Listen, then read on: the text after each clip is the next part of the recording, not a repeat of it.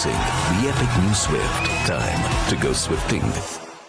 वॉचो app पे देखो एक ओटीटी के दाम पे सारे ओटीटी शान से.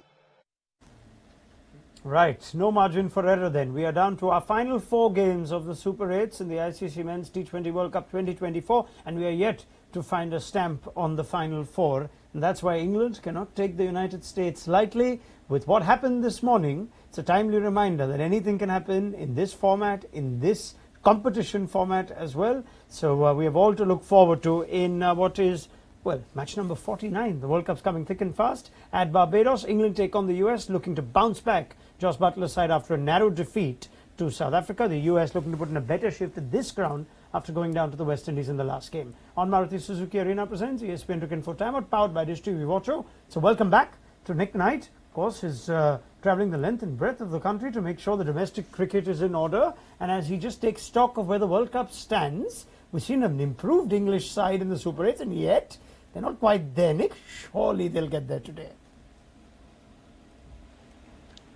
Sorry, could you just say that again? Repeat that again, sorry.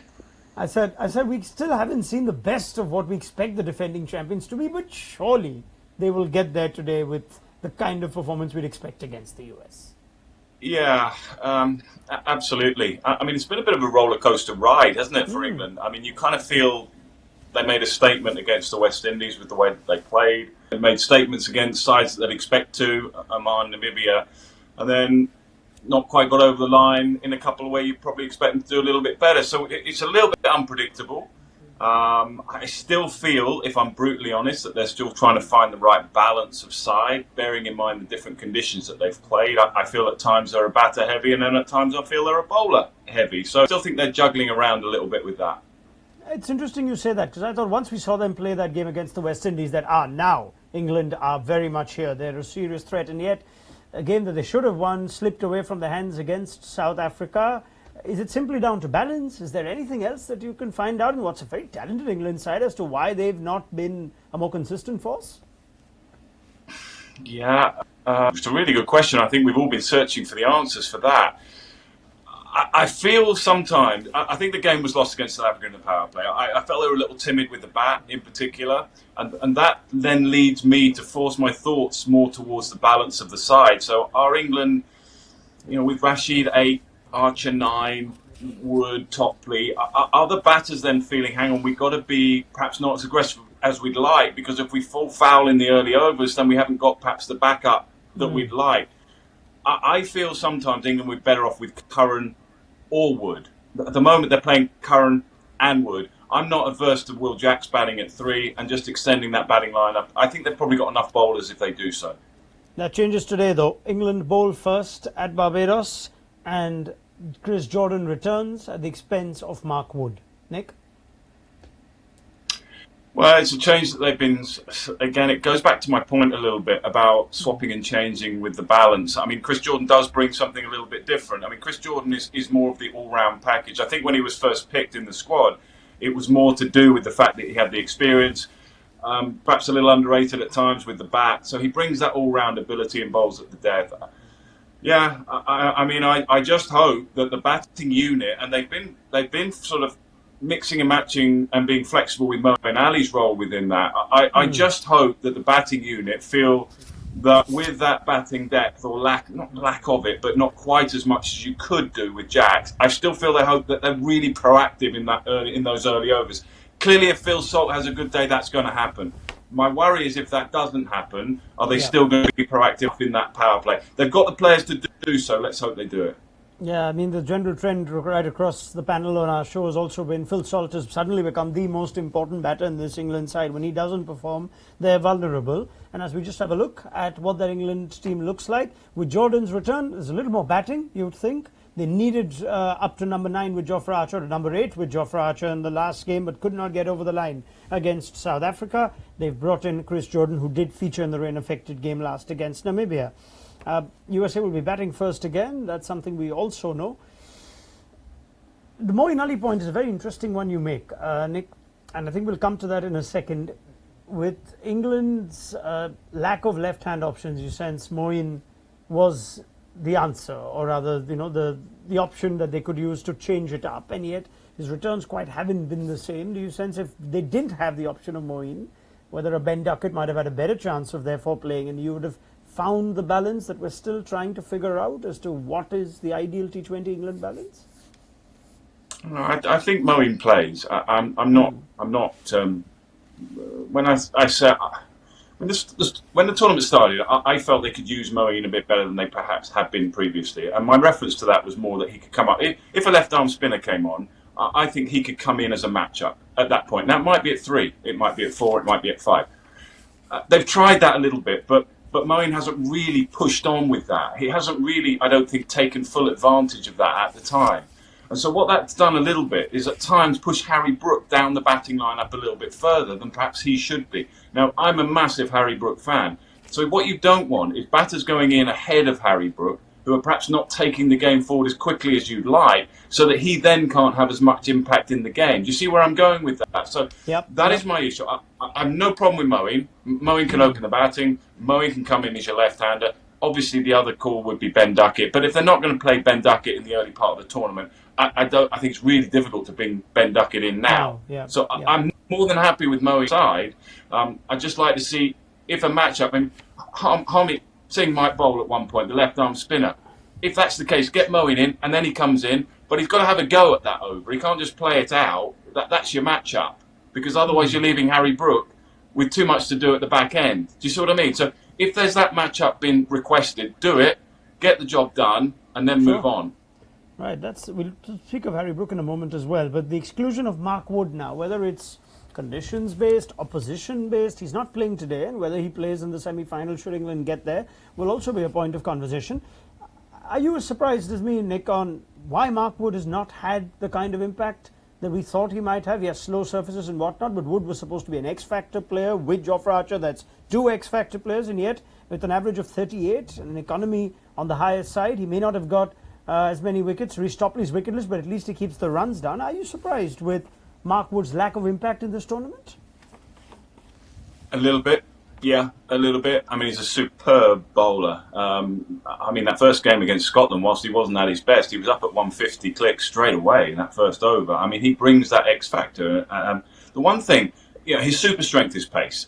His weakness has been a little exposed in these conditions, slow pitches. So therefore, you're looking at variations. You're looking at how many slower balls you've got. You're looking at how you kind of execute those slower balls. That would be something that he's not as good at. That's not a strength of his. And therefore, I think these conditions have tested that a little bit more. If you play on quick, bouncy surfaces, a fast bowler like Mark Wood, he's not challenged into bowling his variations as quickly. They don't come under as much scrutiny because he can go to his super strength and continue bowling his super strength.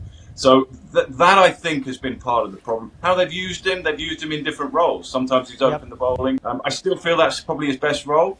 But they've chosen to use him in the middle overs where you're forced to bowl more pace off and more variation. And I think that doesn't come as naturally to him. All right, well, whatever combination England have gone with, and they have the luxury of knowing what they'll chase yet again.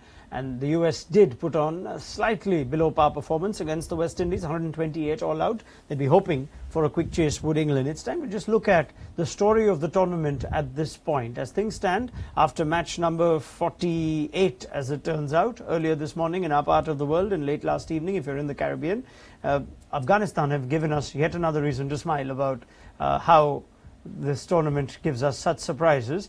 And 148 is what they managed after Mitch Marsh put them in, a decision that might well become a talking point looking at how Australia's fortunes grow from here. They ended up winning by 21. Gul Badin Naib, one of the many statesmen that they have in Afghan cricket, ensuring a 4-wicket haul to get Afghanistan on the right side of the result and keep them very much alive in the tournament. We wait to see how things go, but what a day for cricket, for Afghan cricket, to beat Australia, and they exercise the ghosts of Mumbai in 2023 in the 50 World Cup. I say smile, of course, Nick, because it's always fun watching Australia lose, isn't it? But on a serious note, you must be very pleased for your good mate Jonathan Trot. What a wonderful job he's done in 2 ICC events now back to back.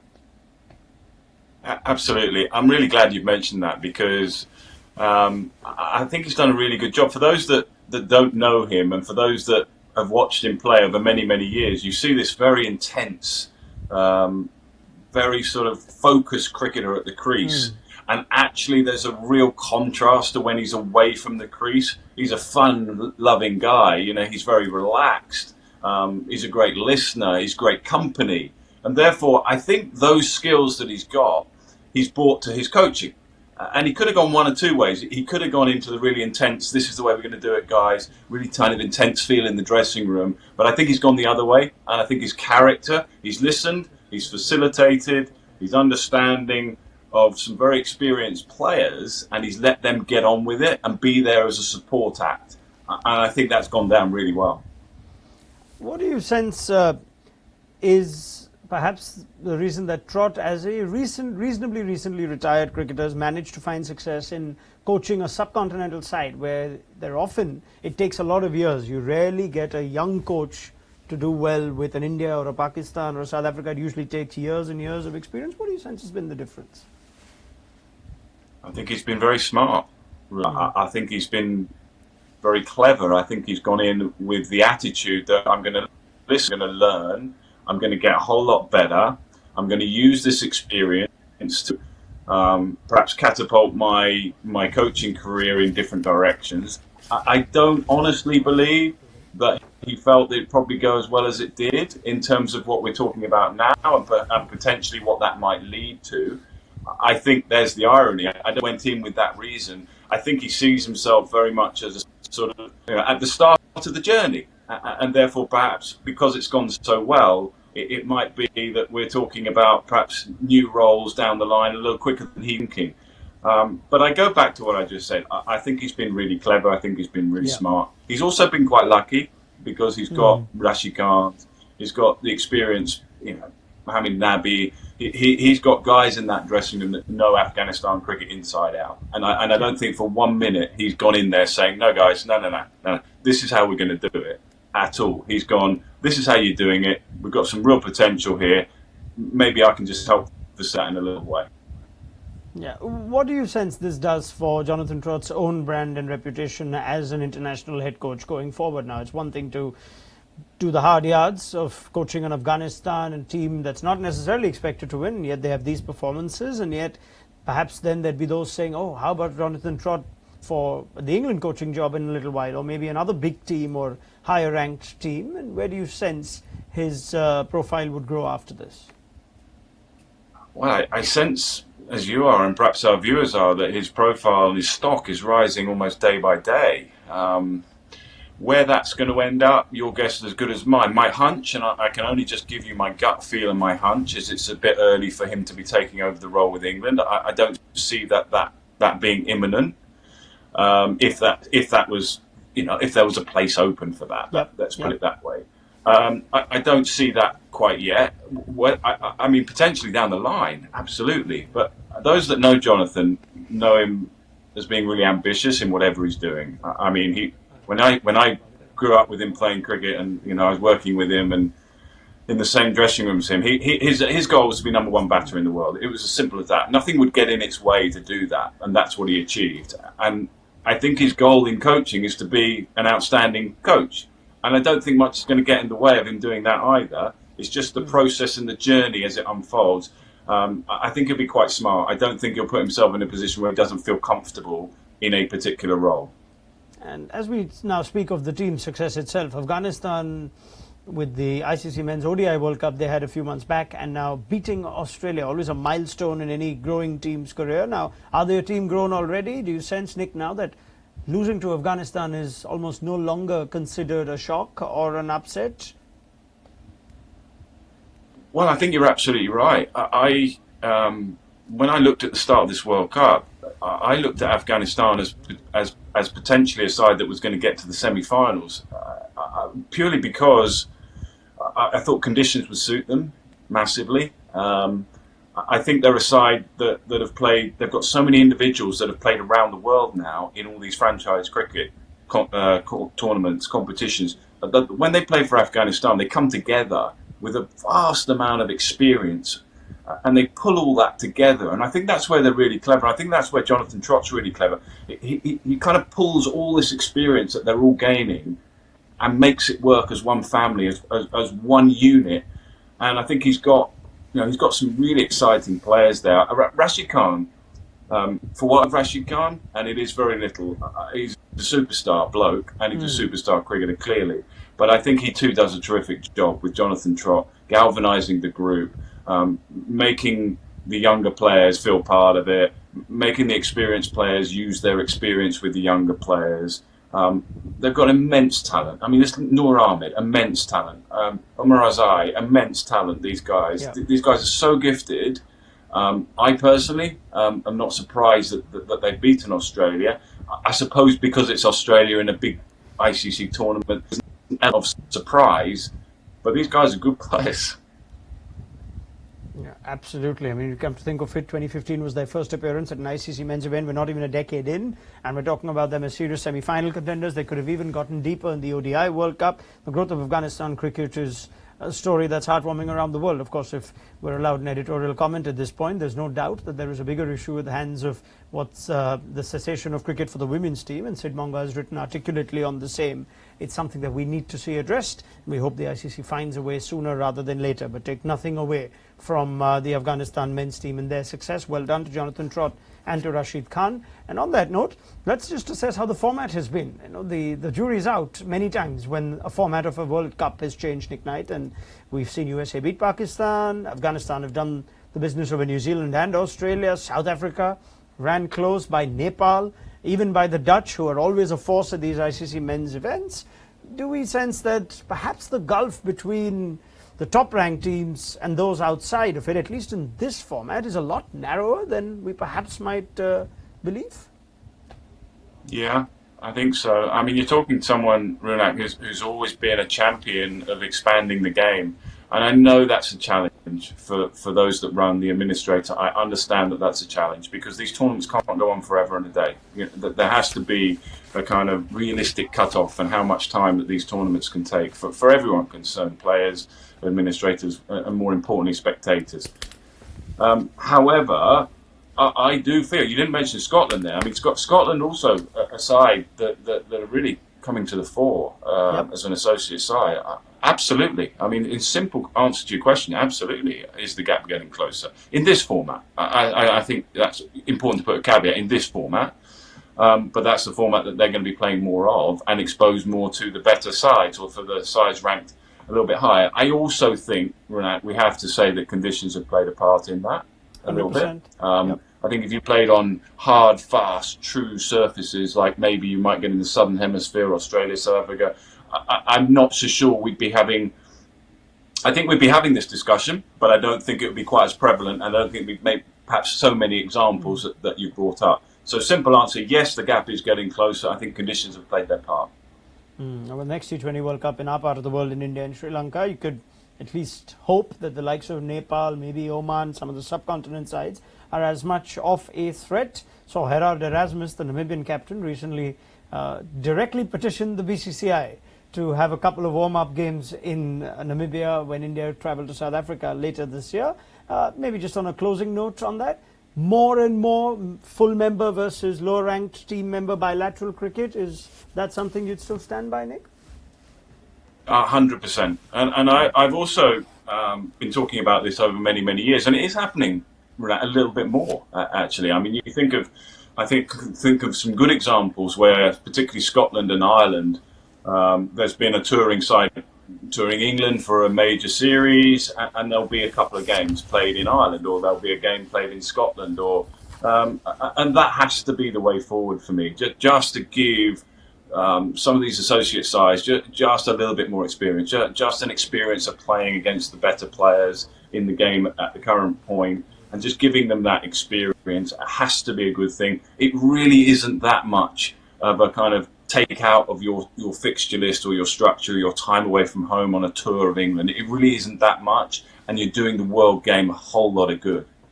All right. On that note, I don't mean to now have a completely different tone of the conversation, but Harry Brook, ahead of this game against the United States, wonderful player, Harry Brook, in great form, perhaps England's standout batter, along with philsalt, did mention that we're looking at how things have gone between South Africa and the West Indies so far. He thinks this game is, well, England are certainly favourites, and we know that. And he does put highlighted there, so hopefully we can go out there and give them a good battering. Poor old Harry Brook. I just looked up battering, Nick. The action of striking repeatedly with hard blows, as per the dictionary. Go on then.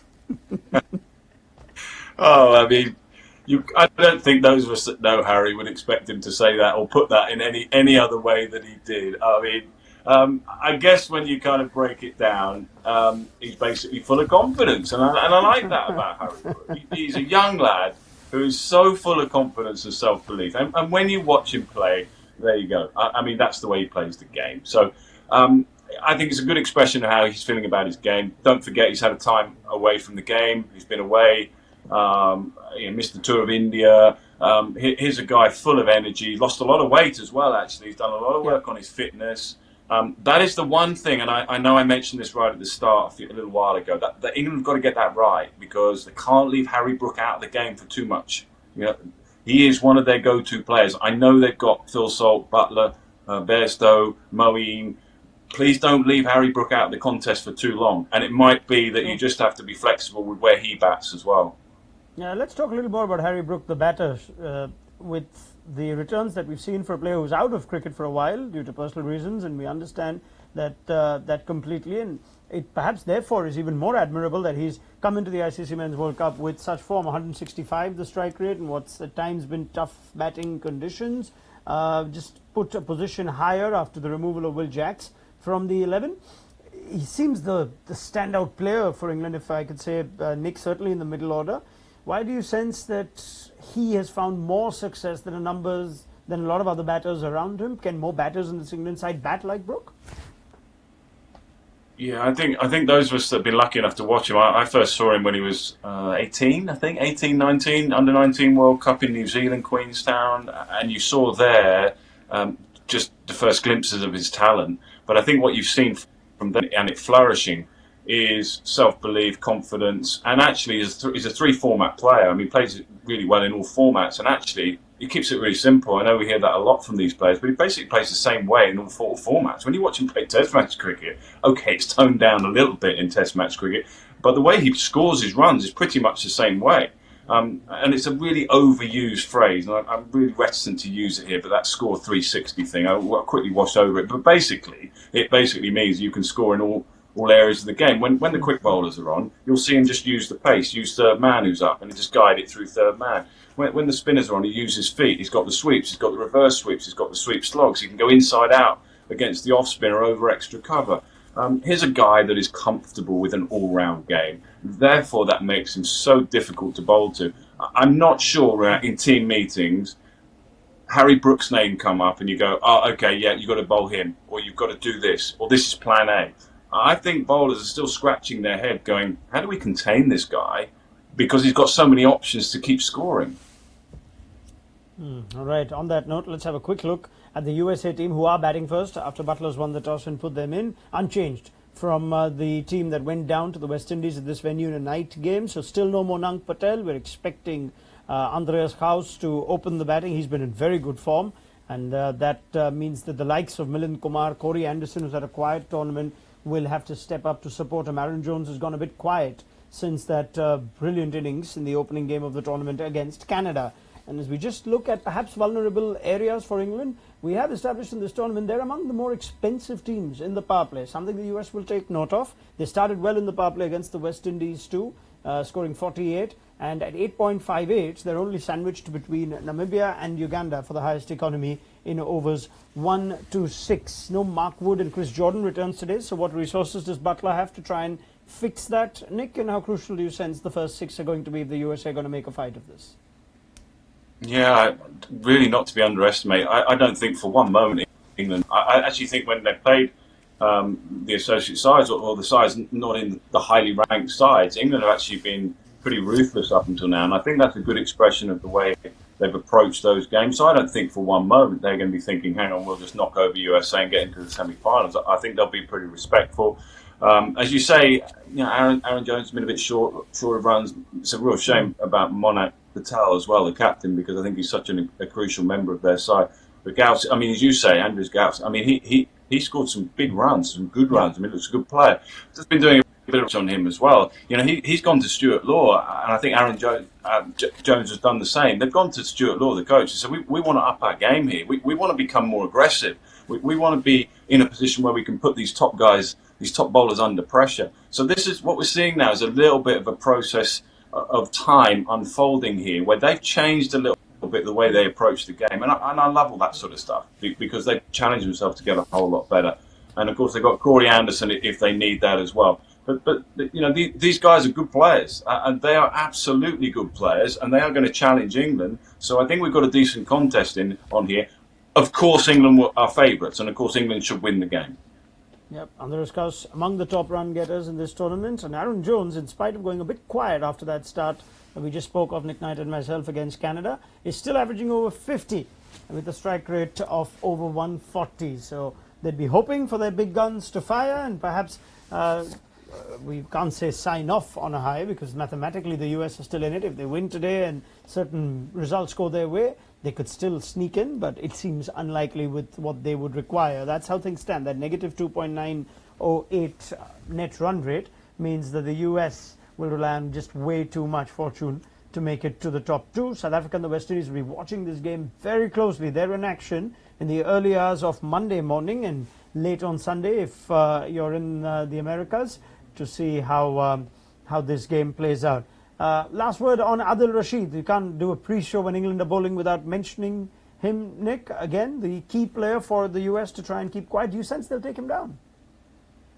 Absolutely. I mean, he's been a key player for years and years. I'll go out there. I've said it publicly before. I'll say it again, Raunak. I don't think England would have won the 2019 World Cup in the manner that they did without Adil Rashid. Of course, you're going to pick up different players. Of course, Owen Morgan's captaincy, the way that the top order batted, the fearless nature, all of that is a huge ingredient. But if you're going to be really greedy and pick out one player, I think his contribution, which has continued on since then over many years, he's an outstanding cricketer. Oh my, he's an outstanding cricketer.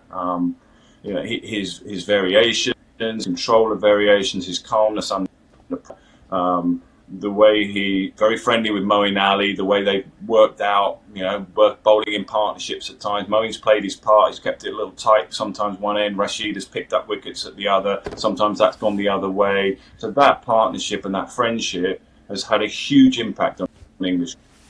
All right, they would be eyeing not just to win, but a quick one to get that net run rate up and running again, would England.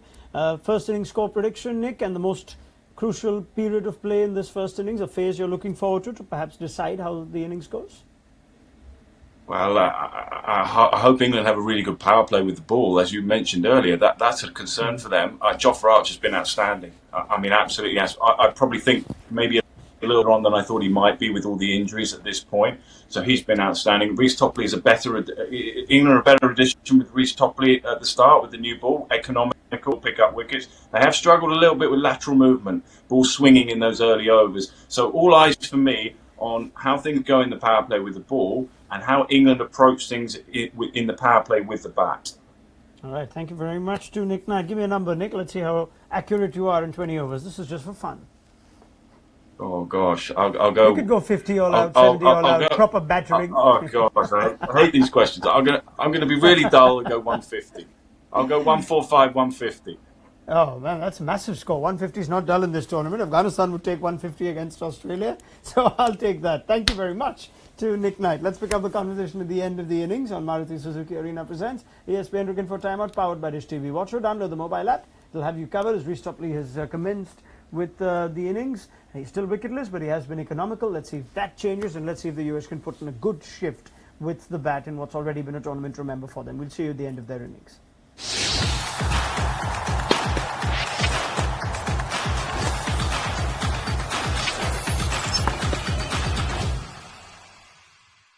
Introducing the epic new Swift. Time to go swifting.